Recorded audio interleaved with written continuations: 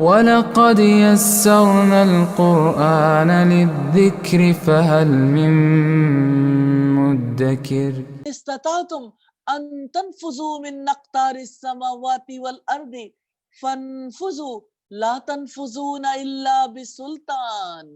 اے گروہ جن و انس، اگر تم آسمانوں اور زمین کے کناروں سے نکل کر بھاگ سکتے ہو، بھاگ دیکھو، نکل جاؤ، کسی غلبے کے سوا تم نہیں نکلو گے۔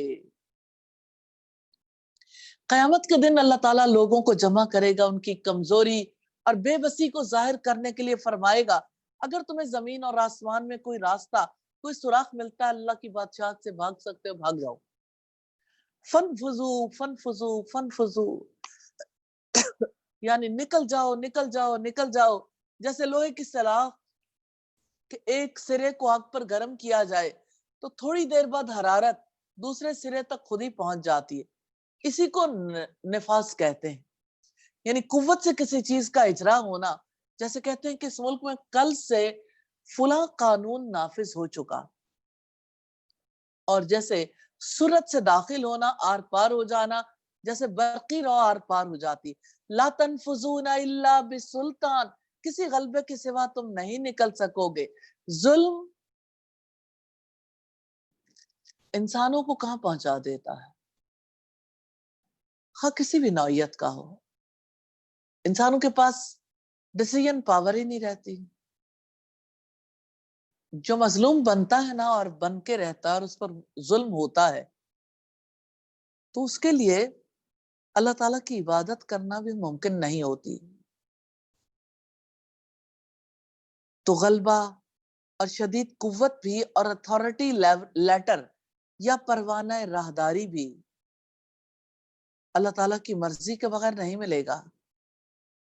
ہاں اگر اس آیت کا اطلاق مادی دنیا پر کیا جائے تو مطلب یہ ہوگا کہ زمین و آسمان کے کناروں تک پہنچنے کے لیے انتہائی قوت کی ضرورت ہے، جیسے انسان چاند پر جو زمین کا قریبی سیارہ ہے پہنچنے میں کامیاب ہوا، اس کے لیے انتہائی قوت اور بلبوتے کی ضرورت ہے، اور اتنا بلبوتا تم میں کبھی نہیں آ سکتا۔ من اقطار السماوات والارض، کہ تم آسمانوں اور زمین کو پھاند سکو، زور لگا کر دیکھ سکتے ہو، دیکھ لو۔ تو حساب کتاب سے اور اللہ کی گرفت سے تم میں سے کوئی شخص بھاگ نہیں سکتا، الا یہ کہ کسی کو جنت کا پروانہ مل جائے۔ یعنی انسان اللہ تعالیٰ کی تقدیر اور اس کے حکم سے نہیں بھاگ سکتا۔ اللہ تعالیٰ سب کو گھیرے ہوئے ہے اور اس کا فیصلہ نافذ ہو کر رہے گا۔ جدھر بھاگ کر جاؤ گے پکڑے جاؤ گے۔